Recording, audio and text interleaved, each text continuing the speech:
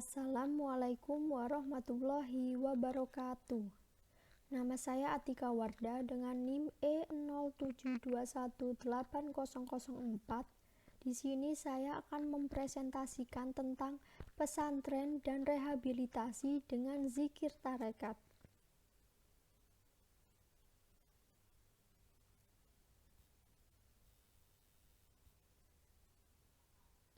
Pengertian pondok rehabilitasi. Ada salah satu jenis lembaga pendidikan yang ada di Indonesia yang mengajarkan tentang Islam dan memiliki ciri yang sama, yakni yang biasa kita kenal dengan sebutan pesantren, pondok atau pondok pesantren. Pesantren berasal dari kata santri, hanya saja mendapat imbuan kata pe dan juga berakhiran dengan tambahan kata an yang memiliki arti tempat yang dipergunakan untuk belajar dan menetap atau tinggal santri. Rehabilitasi adalah sebuah proses dalam memulihkan sesuatu kembali. Maksudnya adalah mengembalikan sesuatu yang sebelumnya dalam kondisi baik, akan tetapi karena satu dan lain hal akhirnya mengalami kerusakan atau menjadi tidak berfungsi dalam keadaan kembali baik atau mendekati keadaan sebelumnya. Tapi berdasarkan perkembangannya, kini pesantren tidak hanya digunakan untuk belajar saja, tetapi juga sebagai tempat pengobatan dan rehabilitasi. Jenis-jenis rehabilitasi ada 7. Rehabilitasi pendidikan, rehabilitasi medis, rehabilitasi non-medis, rehabilitasi berbasis masyarakat, rehabilitasi sosial, rehabilitasi dalam keluarga, dan rehabilitasi vokasional.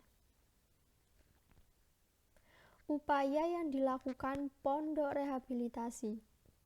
Banyak upaya yang dilakukan dalam menanggulangi bencana kemanusiaan ini, tak terkecuali dengan peran pesantren dan rehabilitasi dalam pesantren, terutama untuk pecandu narkotika, remaja-remaja nakal, dan orang dengan gangguan jiwa. Misalnya saja yang dilakukan oleh salah satu pondok inaba, Pondok Pesantren Suryalaya. Inaba sendiri berasal dari kata bahasa Arab yakni anaba yunibu yang memiliki arti mengembalikan. Jadi, inaba merupakan proses pengembalian atau pemulihan. Maksudnya di sini adalah seseorang yang berada di jalan yang jauh dari Allah menuju jalan yang dekat dengan Allah. Pola rehabilitasi yang dilakukan tentu saja berbeda dengan metode rehabilitasi dari lembaga yang lain. Metode ini ditemukan oleh Aba Anom yang didapat dari ketekunan Aba Anom dalam beribadah, kecerdasan emosional, kekuatan spiritual, dan juga apa yang dia pelajari dari karya sufi klasik. Dalam upaya pengobatannya, Pondok Inaba menggunakan metode ketasawufan dari amalan Thariqah Qadariyah wa Naqsabandiyah, yakni mandi taubat, sholat, dan juga berzikir.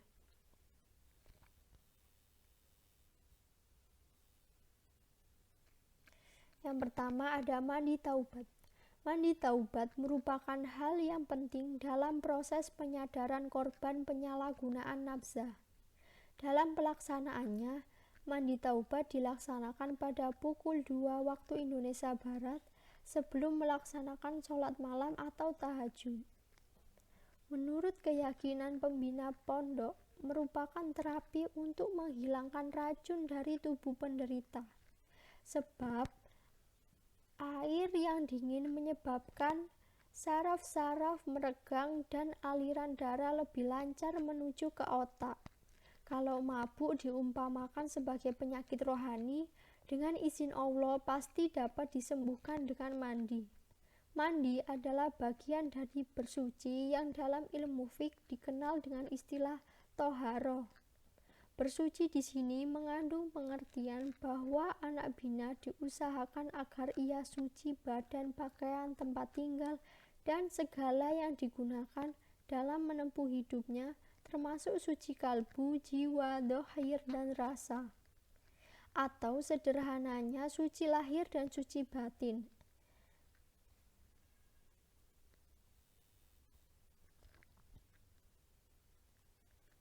Yang kedua, ada sholat fardu dan sunnah.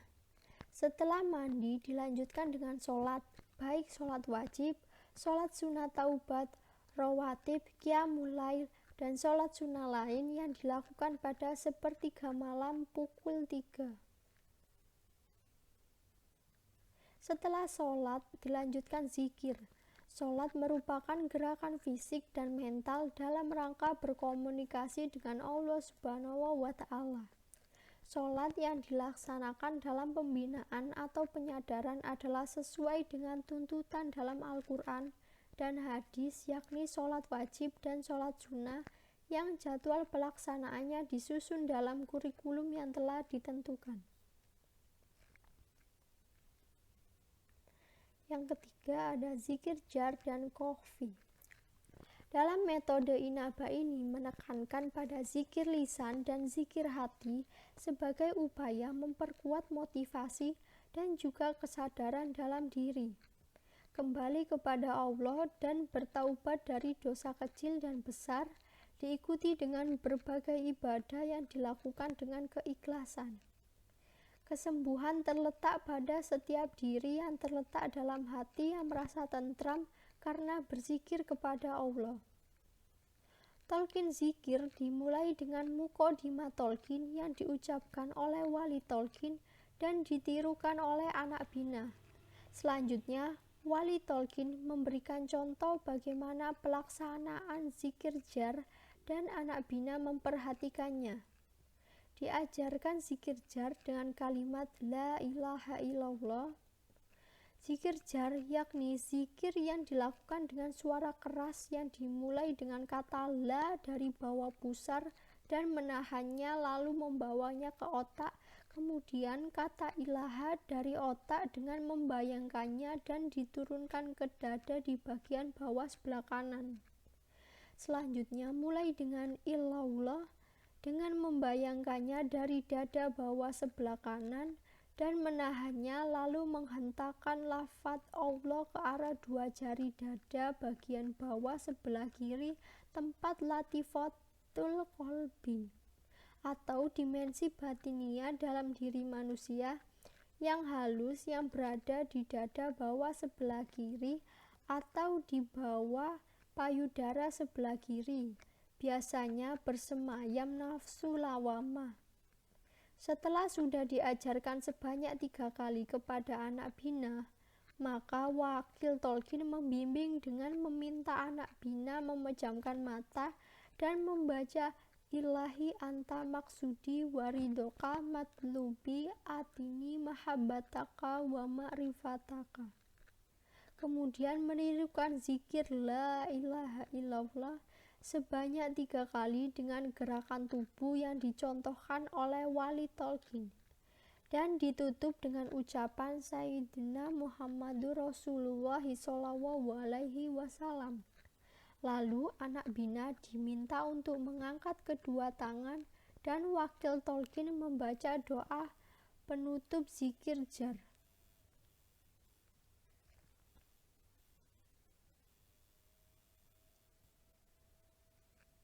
Zikir kahfi atau zikir yang tidak boleh diucapkan dengan lisan dan hanya boleh diucapkan dalam hati. Zikir tersebut dibaca dengan kalimat Allahu Allah. Wakil talqin kembali mengajarkan terlebih dahulu dengan pelaksanaan menarik nafas dan ditahan. Mulut tertutup, gigi dirapatkan, lidah dilipat ke atas, posisi kepala menunduk dengan menghadap kedua jari yang ditempelkan pada dada bawah bagian kiri dan mata terpejam. Membaca kalimat Allahu Allah dalam hati sebanyak-banyaknya dan menutup dengan ucapan Sayyiduna Muhammadur Rasulullah sallallahu alaihi wasallam. Dengan memperbanyak zikir, diharapkan bisa memberikan pengalaman psikologis dan juga spiritual. Proses terapi dilakukan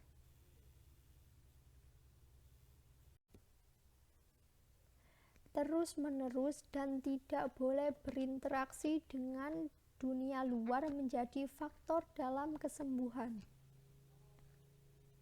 Hal ini dikarenakan anak bina mau tidak mau harus mengikuti peraturan dan juga kegiatan yang ada di dalam pondok dan melakukan ibadah sehingga akhirnya menjadi suatu kebiasaan dan mengalihkan hal buruk kepada ibadah. Dan pembina pun berperan sangat besar dalam menentukan kesembuhan anak binanya, karena dia yang membimbing mulai dari awal hingga akhir.